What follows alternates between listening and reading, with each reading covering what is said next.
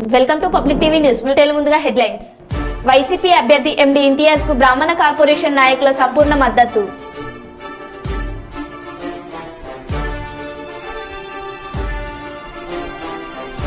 మా గ్రామంపై దుష్ప్రచారాలు మానుకోండి కుప్పం గ్రామస్తులు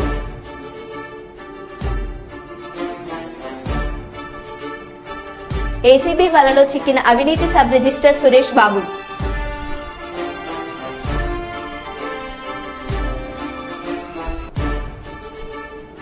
కేంద్ర ప్రభుత్వం చేస్తున్న పథకాలను వివరిస్తూ ప్రచారంలో దూసుకుపోతున్న బీజేపీ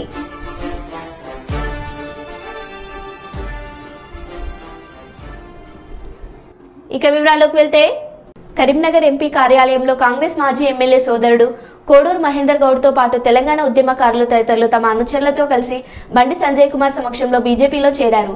ఈ సందర్భంగా వారందరికీ కాషాయ కండువా కప్పి బీజేపీలోకి సాధారణంగా ఆహ్వానించారు. అనంతరం మీడియా సమావేశం నిర్వహించారు.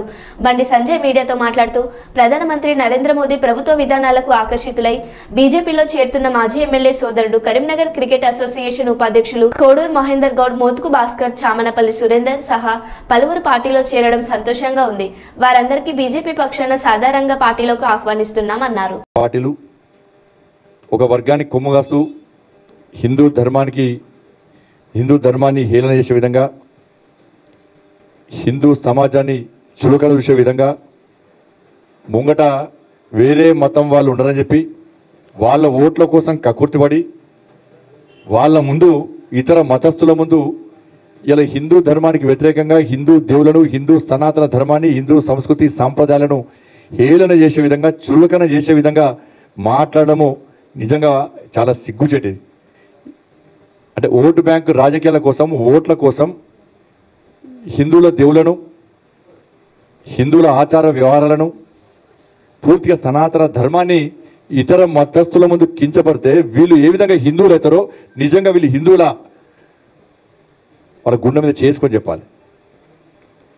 గతంలో ఒకనేమో అక్షంతల మీద మాట్లాడాడు, ఇప్పుడు రాములవారి అక్షంతల భయం స్టార్ట్ అయింది.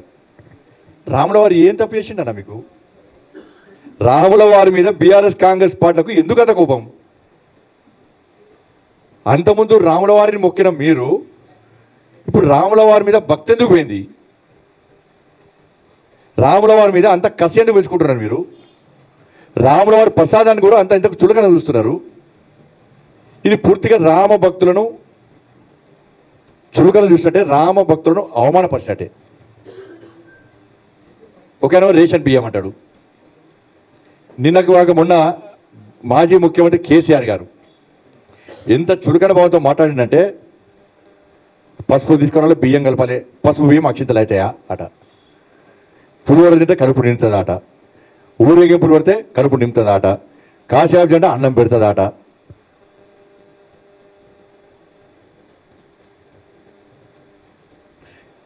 ఇవాళ నేను అడుగుతున్నా, జిహెచ్ఎంసీ ఎన్నికల సందర్భంగా నేనే యాగాలు చేస్తా, నేనే పూజ చేస్తా, నేనే నిక్కార్సైన హిందూ అని చెప్పి నీ బూత్ పేపర్లో పెద్ద పెద్ద ప్రకటించిన కేసీఆర్ గారు ఇవాళ నీ హిందుత్వం ఏడమైంది? ఏడమైన హిందుత్వం. మరి నువ్వు యాగాలు చేసినావు, నువ్వు పూజలు చేసినావు, మరి యాగాలు చేసినప్పుడు బియ్యాల పసుపు కలిపినావా, ఇంకేం కలిపినావు? అప్పుడు బియ్యాల పసుపు కలిపితే అక్షింతలు అయినాయా కాలేదా? ఇంకేమైనా కలిపినావా? నువ్వు యాగం చేసే ముందు పులిహోర ప్రసాదం పెట్టినావు, అది ప్రసాదం అయిందా కాలేదా? అయినా నీకు ప్రసాదం పులిహోర తింటే కడిపిస్తుంది, మంద అవుతా కడిపిస్తుంది. నీకు పులిహోర నీకు పని చేస్తా? అది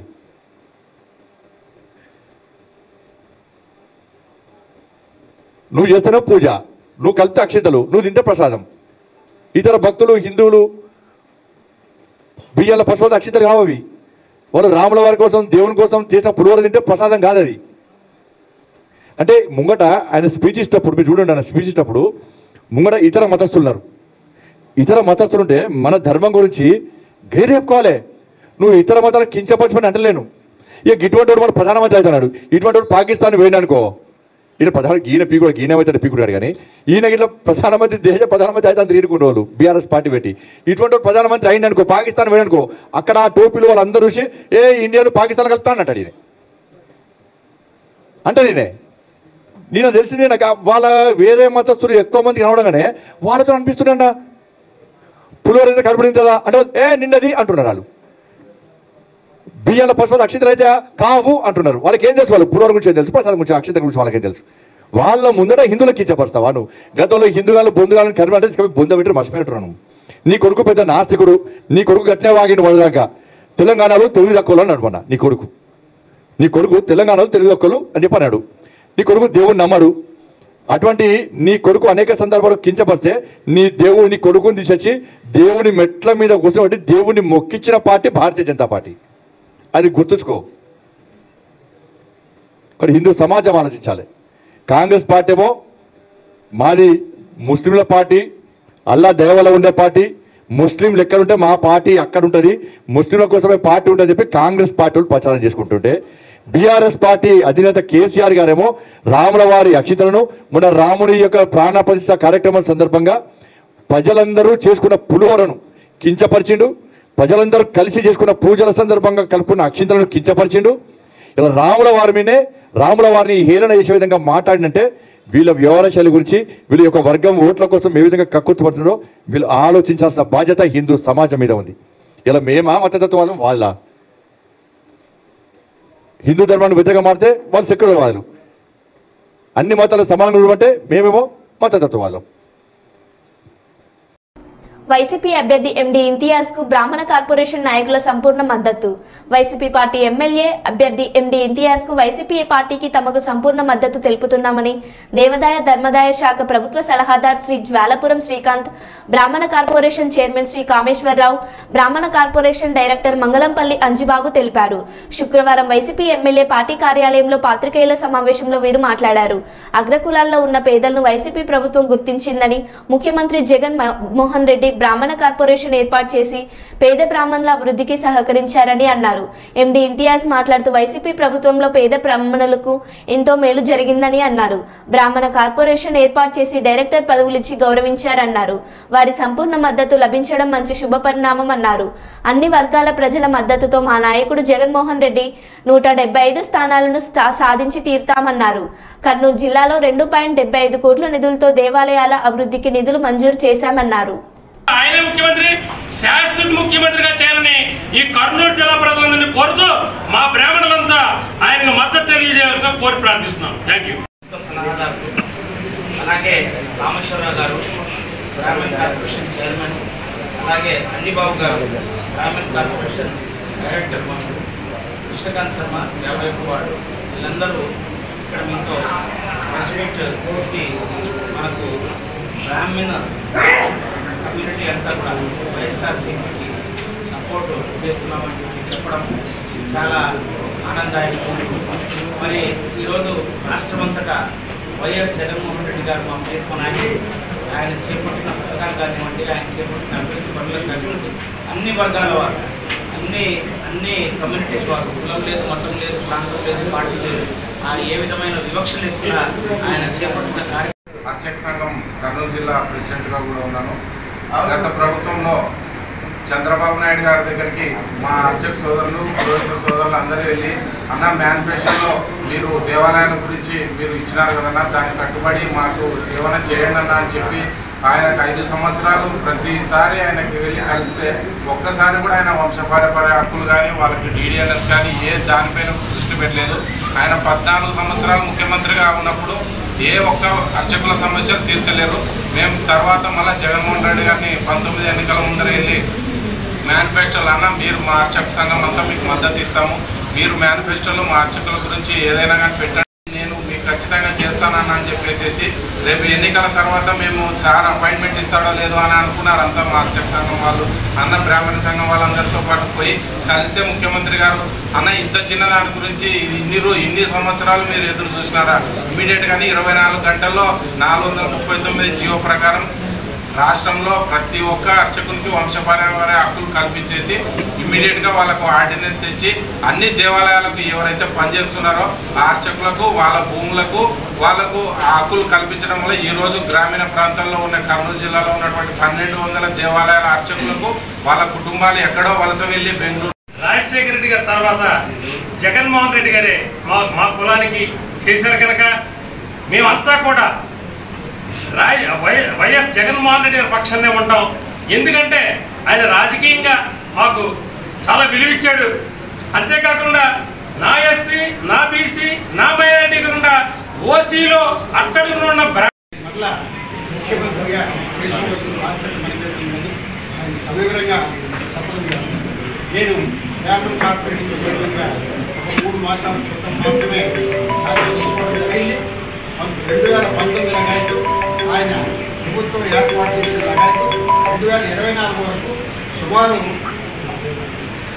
780 కోట్ల 68,118,518 కోట్ల రూపాయలు అనేక స్కీముల ద్వారా ఉన్నటువంటి స్కీములు అందరికీ కూడా సమానంగానే అన్ని స్కీములు కూడా అందుతున్నాయి.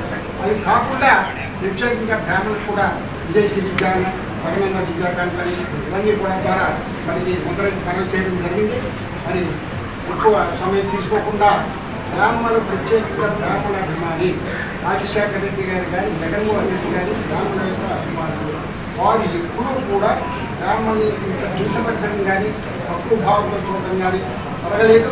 మేము ఎప్పుడు వెళ్ళినప్పటికీ కూడా బ్రాహ్మణులకు అత్యంత స్వామి దయచేయండి దయచేయండి అని చెప్పి పాదనమస్కారం కూడా చేసినటువంటి సందర్భాలు ఉన్నాయి. మరి బ్రాహ్మణులు సమాజ శ్రేయస్సు కోరినటువంటి వాడు. ఇవాళ మనం అందరూ కూడా ఒకటే గుర్తుంచుకోవాలి, ఈ భారతదేశ స్వతంత్ర చరిత్రలో ఏ ముఖ్యమంత్రి కానీ ఏ రాజ్యంలో ఆత్మహత్య కానీ మరి బతకలేక కానీ చనిపోయారు. ఇంతమందిని పొట్టన పెట్టుకున్న పార్టీ తెలుగుదేశం పార్టీ.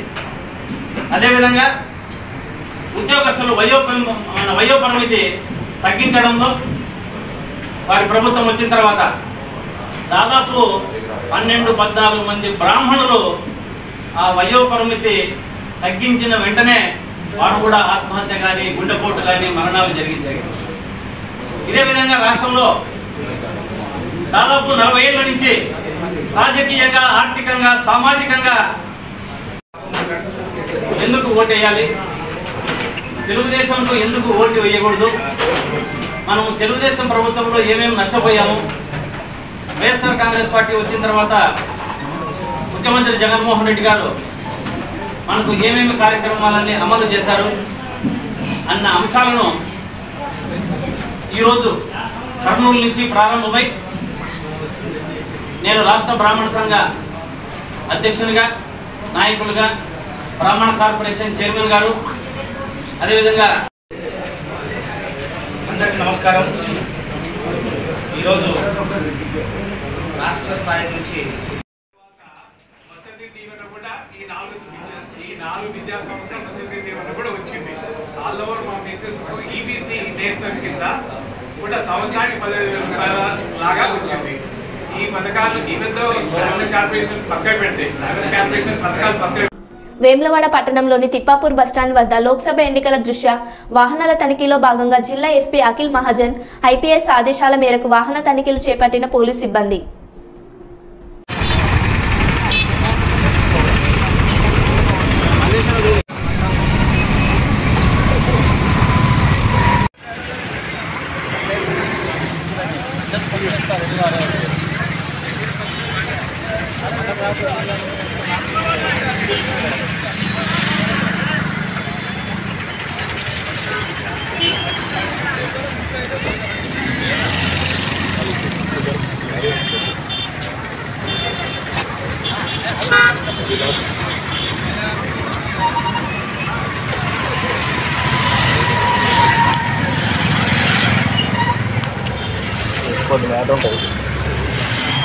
ఎంతగానో మనం తీసుకురావచ్చు, అలా తీసేసి తీసేసి తీయాలి కానీ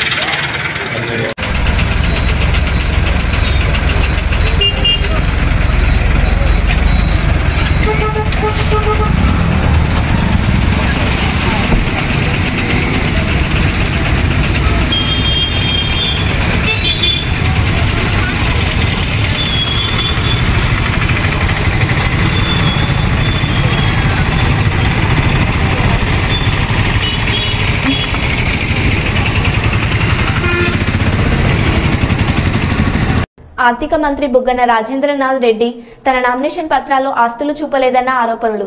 సుమారు 5 గంటల పాటు డోన్ పట్టణంలో తీవ్ర ఉద్రిక్తత పరిస్థితులు ఏర్పడ్డాయి. టీడీపీ అభ్యర్థి కోట్ల జయసూర్యప్రకాష్ రెడ్డి తరపున న్యాయవాదులు భాస్కరారెడ్డి, శ్రీనివాస్ భట్ హాజరయ్యారు. వైసీపీ అభ్యర్థి బుగ్గన రాజేంద్రనాథ్ నామినేషన్ పరిశీలిస్తున్న సమయంలో చాలా చోట్ల ఖాళీలను భర్తీ చేయకుండా వదిలివేయడంపై అభ్యంతరం వ్యక్తం చేశారు. స్వతంత్ర అభ్యర్థి రవికుమార్ బుగ్గన ఆస్తులు నామినేషన్లలో పొందుపరిచారని, ఆస్తులు కూడా ఉన్నాయని ఆయన ఆర్వోకు ఫిర్యాదు చేశారు. వీరు ఆర్వో గారు ఏదైతే ఉన్నారో ఆయన అధికార దుర్వినియోగానికి పాల్పడి అదేవిధంగా 5:30కు విలేకరులకు అదేవిధంగా మిగతా వాళ్ళకు చెప్తానని చెప్పేసి ఈరోజు ఏ విధంగా వెంటనే డోర్లు వేసుకొని మరి ఈరోజు ప్రెస్కు ఏ విధంగా రిలీజ్ చేస్తాడో మరి ఇది యాక్సెప్ట్ చేశామని చెప్పేసి ఏ విధంగా ఇస్తాడని చెప్పేసి మేము బీజేపీ పార్టీగా డిమాండ్ చేస్తున్నాం. అయ్యా ఈరోజు అధికార దుర్వినియోగంలో ఇది గతంలో నీ మీద ఆర్వోగా కాకముందుకు అనేకమైనటువంటి ఈరోజు కంప్లైంట్లు ఉన్నాయి. అయినా ఏ విధంగా డోన్గా మిమ్మల్ని పంపించారో దానిపైన అదేవిధంగా విచారణ జరపాలి. అదేవిధంగా స్క్రూటినీ టైం ఏదైతే 11 నుంచి 3 వరకు ఉందో దాన్ని మీరు ఏ విధంగా దాన్ని తీసేశారు. అదేవిధంగా వీళ్ళు అంటున్నారు సెక్షన్ 32 ప్రకారం. అయ్యా గతంలో కూడా అనేక మంది ఈరోజు మన రాష్ట్రంలో కూడా అనేక మంది నామినేషన్లు తిరస్కరణకు గురైన విషయం ప్రతి ఒక్కరికి తెలుసు. నిన్నగాక మొన్న కూడా గుజరాత్ లో అదేవిధంగా ఇతర రాష్ట్రాల్లో కూడా తిరస్కరించారు. మరి అవన్నీ మీకు గుర్తు లేదా? అదేవిధంగా ఈరోజు మీరు చూపిస్తున్నటువంటి ఏదైతే మీ ఆదాయం అని ఏ రోజైతే ఈరోజు ఆదాయాన్ని కనపరచలేదో మీ అక్రమ సంపాదన అనేకం ఉంది. దాన్ని మీరు కప్పిపుచ్చుకోవాలనే ఉద్దేశంతో ఈరోజు ఆదాయం చూపలేదు. దాంట్లో మీరు అడ్డంగా దొరికారు. దీన్ని వెంటనే న్యాయ విచారణ చేయాలి. మీ ఆస్తుల మీద అదేవిధంగా మీ మీద ఈరోజు ఆర్ఓ గారి మీద కంపల్సరీ కేంద్ర ఎన్నికలకు మేము దృష్టికి తీసుకెళ్తామని చెప్పేసి ఈ సభాముఖంగా తెలియజేస్తాం. 5వ తారీఖు నుంచి 4వ విడత ఎలక్షన్లో 18వ తారీఖు నుంచి 24వ తారీఖు వరకు నామినేషన్ వేయడం జరిగింది. అలాగే ఈరోజు డోన్ నియోజకవర్గంలో తెలుగుదేశం పార్టీ తరఫున కోట్ల జయసూర్యప్రకాష్ రెడ్డి గారు నామినేషన్ వేయడం జరిగింది. అలాగే వైఎస్ఆర్ తరఫున బుగ్గన రాజేంద్రనాథ్ రెడ్డి గారు నామినేషన్ వేయడం జరిగింది. ఈరోజు సూక్తి పరిశీలనలో జయసూర్యప్రకాష్ రెడ్డి గారి తరఫున న్యాయవాదులు ఉన్నారు. అలాగే వైకాపా అభ్యర్థి తరఫున న్యాయవాదులు ఉన్నారు. వాళ్ళందరి సమక్షంలో ఆర్ఓగా ఉన్న డోన్ ఆర్ఓ గారు ఈ బుగ్గన రాజేంద్రనాథ్ రెడ్డి గారి నామినేషన్ని పక్కకు పెట్టడం జరిగింది. పెండింగ్లో ఉంది. ఎందుకు పెండింగ్ పెట్టాడంటే దాంట్లో భార్య తరఫున ఆయన కొడుకు తరఫున ఆస్తుల వివరాలు అడ్డవిటిలో చేర్చలేదనేది క్లియర్గా మీ అందరికీ తెలిసిన విషయమే. పత్రికా విలేకరులందరి సమక్షంలోన ఆర్ఓ గారు ఈ అప్లికేషన్ని నామినేషన్ని తిరస్కరిస్తున్నాము, ఇది పెండింగ్లో ఉందని చెప్పేసి మధ్యాహ్నం లోపలనే అందరి సమక్షంలో మీడియా సమక్షంలో అందరూ తెలియడం జరిగింది.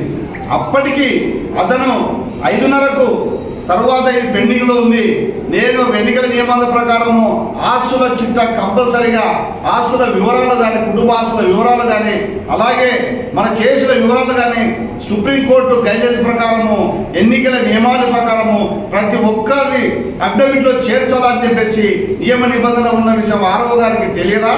అప్పటికి అది లేదని ఉద్దేశంతోటిగానే ఆర్ఓ గారు ఆ నామినేషన్ తిరస్కరించి మళ్ళా తర్వాత అధికారము ఉందని చెప్పేసి మంత్రి గారు ప్రోద్బలంతో ఆర్ఓ గారిని ఒత్తిడి తీసుకొచ్చి అతనుకు రికమెండేషన్ ద్వారా అతనికి మరి ప్యాకేజ్ ద్వారా రికమెండేషన్ ద్వారా భయం ద్వారా ఆర్ఓ గారు మళ్ళీ ఆ నామినేషన్ని ఎలా తిరస్కరిస్తారు? తిరస్కరించిన తర్వాత మీకు 5:30కు నేను ఏ విషయం చెప్తానని చెప్పిన ఆర్ఓ గారు వాకిలేసుకొని లోపలికి విలేకరులు రానివ్వకుండా మా కోట్ల జయసూర్యప్రకాష్ రెడ్డి గారి తరఫున న్యాయవాదులను లోపలికి రానివ్వకుండా ఏకపక్షంగా ఎలా నిర్ణయం తీసుకుంటాడని చెప్పేసి ఆర్ఓ గారిని ప్రశ్నించడం జరిగింది. కాబట్టి ఇటువంటి ఆర్ఓ గారికి ఈ డోన్ నియోజకవర్గంలో ఉంటే మా తెలుగుదేశం పార్టీ అభ్యర్థి జయసూర్యప్రకాష్ రెడ్డికి న్యాయం జరగదు. కావున వెంటనే ఆర్ఓ గారిని విధుల నుండి సస్పెండ్ చేయాలని చెప్పేసి ఎన్నికల అధికారులకు మీ ద్వారా మేము తెలియజేస్తున్నాం. లేకపోతే మేము సుప్రీంకోర్టు కానీ మా పార్టీ వాళ్ళు ఇంకా కేంద్ర ఎన్నికల కమిషనర్ గారికి న్యాయ పోరాటం చేసి ఈ నామినేషన్ తిరస్కరిస్తామని చెప్పేసి మీ అందరి ద్వారా తెలియజేస్తున్నాం. కావున ఆర్ఓ గారిని వెంటనే సస్పెండ్ చేయాలని చెప్పేసి మేము మా తెలుగుదేశం పార్టీ తరఫున తీవ్రంగా ఖండిస్తున్నాం. తూర్పుగోదావరి రాజనగరం నియోజకవర్గం జనసేన కూటమి ఎమ్మెల్యే అభ్యర్థి బత్తుల బలరామకృష్ణ జోరుగా ఎన్నికల ప్రచారం చేస్తున్నారు. రాజనగరం మండలం సీతారాంపురం గ్రామంలో ప్రచారంలో బత్తుల బలరామకృష్ణ పాల్గొన్నారు. బత్తులకు గ్రామ ప్రజలు బాణసంచలతో ఘన స్వాగతం పలికారు. ముందుగా గ్రామంలో వెలిసిన కనకదుర్గమ్మ వారిని దర్శించుకొని అనంతరం ఎన్నికల ప్రచారంలో పాల్గొన్నారు. ఈ సందర్భంగా ఆయన మీడియాతో మాట్లాడారు. రాజనగరం నియోజకవర్గ ప్రజలు మార్పు కావాలి, మార్పు కోసం ఎదురు చూస్తున్నారని అన్నారు. ఈసారి ఎన్డీఏ కూటమిని గెలిపించేందుకు ప్రజలు సంసిద్ధంగా ఉన్నారని తెలిపారు. వైసీపీ చేస్తున్న అరాచకాలు, అవినీతిని పాలనను చూసి ప్రజలు విసిగిపోతున్నారని తెలిపారు. అధికార పార్టీ ఎమ్మెల్యే ఓటమి భయంతోనే కుట్రపూరిత రాజకీయం చేస్తున్నారని, ఈ విషయాలను గమనించి ప్రజలు కమలం గుర్తుపై ఓటు వేసి ఎంపీ అభ్యర్థిగా పురంధేశ్వరి గారిని గాజు గ్లాసు గుర్తుపై ఓటు వేసి నాకు భారీ మెజార్టీతో ఇవ్వడానికి సిద్ధంగా ఉన్నారన్నారు. ఈ కార్యక్రమంలో జన సైనికులు, వీర మహిళలు, తెలుగుదేశం పార్టీ తమ్ముళ్లు పాల్గొన్నారు.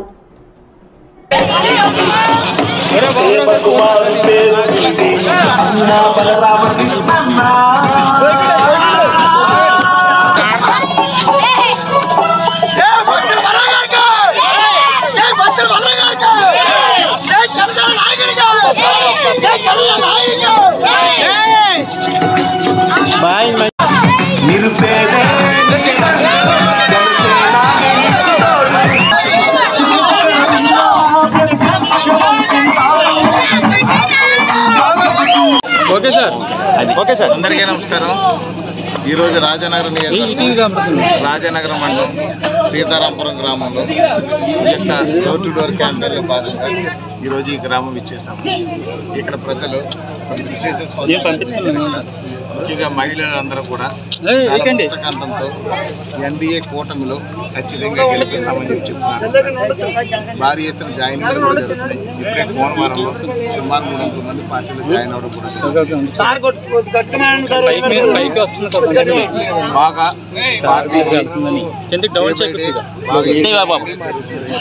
బాగా జనాలు అధిక సంఖ్యలో జాయిన్ అవుతున్నారు. మహిళలు పుస్తకాంతంతో ఈ పార్టీని గెలిపిస్తామని చెప్తున్నారు. ఖచ్చితంగా వీళ్ళందరూ స్పందన చూస్తే ఇప్పుడే గెలిచినట్టుగా ఉండే పరిస్థితులు ఇక్కడ కనిపిస్తున్నాయి. ఖచ్చితంగా భారీ మెజార్టీతో ఇక్కడ జనసేన పార్టీ గెలవబోతుంది. అదేవిధంగా బీజేపీ తరఫున పురంధేశ్వరి గారు కూడా ఖచ్చితంగా గెలవబోతున్నారు. అధికార పార్టీ ఎన్ని కుట్రలు చేసినా, ఎన్ని కుట్రలు చేసినా రోజు రోజుకి మాకు జనసేన పార్టీకి బలం పెరుగుతుంది. ఇక్కడ ఎంత విడ్డూరంగా ఉందంటే రాజనగరం నియోజకవర్గంలో బత్తుల బలరామకృష్ణ అనే నేను గత 2 ఏళ్లుగా ఇక్కడ పార్టీలో ప్రచారాలు ఉన్నాను. ఈరోజు ఎక్కడెక్కడో ఈ నియోజకవర్గం సంబంధం లేని వ్యక్తులు నలుగురు తీసుకొచ్చి ఇక్కడ నామినేషన్ కూడా వేయించారు. అంటే వాళ్ళ పిచ్చి పరాకాష్ఠకి వెళ్ళిందనే దాంట్లో ఇది ఒక భాగం. అదేవిధంగా ఈ యొక్క కేసులు అవి బనాయించి రకరకాలు చేస్తున్నారు. రోడ్ల మీద బైఠాయించి చేస్తున్నారు. ప్రజలు ఎన్ని చేసినా కానీ సపోర్టు రోజు రోజు మాకు బాగా ఎక్కువ చేస్తున్నారు. ఒక్కటే చెప్తాను, రాజనగరం మండలంలో డిగ్రీ కాలేజీ లేక ఇబ్బంది పడుతున్నారు. ఖచ్చితంగా రాజనగరం మండలంలో డిగ్రీ కాలేజీ ఏర్పాటు చేసి ఈ పిల్లలందరూ కూడా చదువుకునే విధంగా ఏర్పాటు చేస్తారు. ఊరుకొండ మండలంలో కూడా డిగ్రీ కాలేజీ లేదు, అక్కడ కూడా వాళ్ళు ఇబ్బంది పడుతున్నారు. ఖచ్చితంగా అక్కడ కూడా డిగ్రీ కాలేజీ ఏర్పాటు చేస్తారు. అదేవిధంగా చూస్తే ఇక్కడ ఏ విధమైన ఉద్యోగ ఉపాధి అవకాశాలు లేవు. ఇక్కడ దగ్గరలోనే ఈ యొక్క ఇండస్ట్రియల్ పార్క్ అనేది ఒకటి ఏర్పాటు చేస్తాం. పరిశ్రమలు తీసుకొచ్చి ఇక్కడ ఉద్యోగ ఉపాధి అవకాశాలు కల్పించి ఇక్కడ నిరుద్యోగ సమస్యను అంతా కూడా నిర్మూలించి ప్రజలందరూ అన్ని విధాలుగా కూడా యువతని సన్మార్గంలో నడిపిస్తాం. అదేవిధంగా చూసినట్లయితే ఇక్కడ సాగునీరు, రైతులు పంట పండించుకోవడానికి నీరు లేక చాలా ఇబ్బందులు పడుతున్నాయి. అప్పుడప్పుడు ఇస్తున్నారు ఇలా నీరు అనేది, ఆ నీరు కూడా లేక చాలా ఇబ్బంది పడతారు. ఖచ్చితంగా రైతులకు మాత్రం సరిపడే విధంగా ప్రతి ఎకరాకి కూడా 2 పంటల్లోకి నీరు ఖచ్చితంగా ఇస్తాము. 3వ పంటకు కూడా అవసరమైతే కూడా నీరు ఇచ్చే బాధ్యత తీసుకుంటాము. ఎందుకంటే ఒక రైతు బిడ్డగా స్థానికంగా ఉన్నటువంటి సమస్యలు తెలిసిన వాడిగా ఇక్కడ రైతులు ముఖ్యమైన ఆధారం ఇక్కడ పంటలు కాబట్టి ఇక్కడ ప్రజలందరికీ కూడా ఇక్కడ ఆధారం అనేది పంటలే కాబట్టి ఖచ్చితంగా సాగునీరు పూర్తిగా అందజేసి రైతులకు పెద్ద పెట్టేస్తాం. నిరుద్యోగులు చాలామంది ఉండిపోయారు కాబట్టి వాళ్ళకి ఉద్యోగ ఉపాధి అవకాశాలు కల్పిస్తాం. ఇక్కడ మంచిగా మారుస్తున్నారు. అలాగే వైద్య విషయంలో కూడా సక్రమంగా అందజేసి వైద్య రాజనగరంగా కూడా ఆరోగ్య రాజనగరాన్ని తీర్చిదిద్దుతాము. ఇక్కడ అంతేకాకుండా చూస్తే యువతకి పెట్టుబడుల కింద 10 లక్షల రూపాయల రుణాలు ఇచ్చి ఇక్కడ పారిశ్రామిక వ్యవస్థను తీసుకొస్తాము. వాళ్ళే ఉపాధి కల్పించుకునే విధంగా ఇక్కడ చూసినట్లయితే ఇక్కడ ఈ యొక్క ఎన్డీఏ కూటమిలో ఖచ్చితంగా ప్రజలందరూ కూడా మంచి చేయడానికి సిద్ధంగా ఉన్నాయి. చంద్రబాబు నాయుడు కానీ పవన్ కళ్యాణ్ గారు కానీ ఇద్దరు కూడా చాలా సిద్ధంగా ఉన్నారు. పెన్షన్ ఇప్పటికే 4,000 రూపాయలు అనౌన్స్ చేశారు. అదేవిధంగా వికలాంగుల పెన్షన్ 6,000 రూపాయలు అనౌన్స్ చేశారు. ఈ యొక్క రైతులకు కూడా సంవత్సరానికి 20,000 రూపాయలు ఉచితంగా ఇవ్వడానికి అది కూడా అనౌన్స్మెంట్ జరిగింది. ఇక్కడ 3 గ్యాస్ సిలిండర్లు ప్రతి మహిళలకు కూడా వాళ్ళు ఇబ్బంది పడకూడదని 3 గ్యాస్ సిలిండర్లు కూడా ఏర్పాటు చేసి ఉచితంగా ఇస్తున్నారు. అదేవిధంగా ఎంతమంది పిల్లలు చదువుకుంటే అంతమంది పిల్లలకు కూడా ఒక్కొక్క బిడ్డకి 15,000 చొప్పున తల్లికి 100 పేరుతో కూడా ఇస్తున్నారు. అంటే ఇక్కడ ప్రజలందరూ ఇంకా ఆనందంగా అభివృద్ధి చెందాలన్నా, రైతు కళల్లో చిరునవ్వు ఉండాలన్నా, ఇక్కడ గిట్టుబాటు ధరలతో ఆనందంగా ఉండాలన్నా, ప్రతి ఎకరానికి నీళ్లు రావాలన్నా, అక్రమంగా దోపిడీలు, దొంగతనాలు, దౌర్జన్యాలు లేకుండా ఉండాలన్నా, ఇక్కడ ఉన్నటువంటి ప్రజలందరికీ కూడా అక్రమ కేసులు, అట్రాసిటీ కేసులు లేకుండా పోవాలన్నా ప్రతి ఒక్కరికి ఒకటే చెప్తాం. ఎన్డీఏ ప్రభుత్వంలో గాజు గ్లాస్ గుర్తుపై ఓటేసి రాజనగరం నియోజకవర్గ ప్రజలందరూ కూడా నన్ను ఎమ్మెల్యే చేసి అసెంబ్లీకి పంపించారని అందరినీ కూడా కోరుకొండలో చూసాము. కోరుకొండలో చూస్తే జనాలు వందలాది మంది వేల మంది వచ్చేసారు. రాజనగరం చూస్తే వేలాది మంది వచ్చారు. ఈ వేళ కూడా పోలవరం జాయినింగ్కి వెళ్తే అక్కడ కూడా వందలాది మంది జాయిన్ అయిపోయారు. ఇక్కడ కూడా ఈ టైం అప్పుడు కూడా ఇక్కడ వెయిట్ చేస్తున్నారు. ఇంకా ప్రజలు ఇబ్బంది పెట్టుకుంటున్నారు, రాత్రి కూడా పడుకుంటారని చెప్పేసి, రైతులు కాబట్టి వీళ్ళందరూ ఇబ్బంది పడతారని చెప్పేసి ఇక్కడ స్పందనలు అసలు రోజు రోజుకి పెరుగుతున్నాయి. గత 15 రోజుల నుంచి బాగా స్పందన పెరిగింది. పవన్ కళ్యాణ్ గారు వచ్చి వెళ్ళిన తర్వాత పెనుమార్పులు జరిగి ఇక్కడ పార్టీ అనేది దినదినాభివృద్ధి చెందుతుంది. బాగా జనాల్లో స్పీడ్ పెరిగింది. ఈ సమయంలో కూడా ఎవరికి ఎలాంటి ప్రలోభాలు లేకపోయినా ఇంతమంది నిలబడుతున్నారంటే చూడండి. అది అధికార పార్టీకి సంబంధించిన ఎమ్మెల్యేకి 10 పట్టమని 10 మంది ఉండట్లేదు. అతను దొంగ జాయినింగ్లు చేసి దొంగగా వచ్చి కండువాలు వేసి ఏదో ఆడవిడి చేస్తున్నారు తప్ప ప్రజలు ఎవరికి అతనికి ఎవరు సపోర్ట్ చేయట్లేదు. ఇంకా కొంతమంది భయపడుతున్నారు. ఆ భయం కూడా లోపల ఉంటుంది. ఓటు బ్యాంక్ మాకు కన్వర్ట్ అవుతుంది. ఖచ్చితంగా మాకు మంచి మెజారిటీతో మేము గెలవబోతున్నాం. జై జనసేన. మేనిఫెస్టో అంటే పవిత్రమైన గ్రంథం. గతంలో ఎన్నికలప్పుడు రంగురంగుల హామీలతో ముందుకు వచ్చేవారు. కానీ మేము మేనిఫెస్టో భగవద్గీత, బైబిల్, ఖురాన్గా భావించాం. గత 5 ఏళ్లలోనే మేనిఫెస్టోకు ప్రాధాన్యత వచ్చింది. ప్రతి ప్రభుత్వ కార్యాలయంలో అధికారి దగ్గర మేనిఫెస్టో ఉంది. రాష్ట్రంలో ప్రతి ఇంటికి మేనిఫెస్టో పంపించాం. ఓ ప్రోగ్రెస్ కార్డు మాదిరి ఏం చేశామన్నది ప్రజలకు ఎప్పటికప్పుడు వివరిస్తూ వచ్చాం. ఈ 58 నెలల్లో పథకాలన్నీ డోర్ డెలివరీ చేశాం. ఏ నెలలో ఏ పథకాలని ఇస్తామో చెప్పి మరీ అమలు చేశామని అన్నారు సీఎం జగన్. మేనిఫెస్టో అన్నది నిజంగా అర్థం వచ్చినది. మేనిఫెస్టో అంటే ఎంత పవిత్రమైన గ్రంథము, దానికి ఉండాల్సినంత ప్రాధాన్యత ఎప్పుడొచ్చింది అంటే అది కేవలం ఈ 5 సంవత్సరాల్లో, ఈ 58 నెలల కాలంలోనే అని కూడా చెప్పడానికి నిజంగా చాలా గర్వపడతా ఉన్నా. ఎందుకంటే గతంలో అంతా మనం చూసేవాళ్ళం, మేనిఫెస్టోలు అంటూ చెప్పేవాళ్ళు ఎన్నికలప్పుడు రంగురంగుల కాగితాలతో, రంగురంగుల ఆశలతో, రంగురంగుల అబద్ధాలకు రెక్కలు తొడిగి ఒక డాక్యుమెంట్ని ఇలా చూపించేవాళ్ళు. ఎన్నికలు అయిపోయిన తర్వాత ఆ డాక్యుమెంట్ ఎక్కడుంది అని ఎవరైనా వెతికినా కూడా కనపడని పరిస్థితి. ఎన్నికలు అయిపోయిన తర్వాత మేనిఫెస్టో డాక్యుమెంట్ ఎక్కడ దొరుకుతుంది అని అంటే చెత్తబుట్టలో కూడా దొరకని అధ్వానమైన పరిస్థితులు మనం అంతా చూసాం. కానీ మొట్టమొదటిసారిగా ఒక మేనిఫెస్టోను ఒక బైబిల్గా, ఇది 2019 మన మేనిఫెస్టో,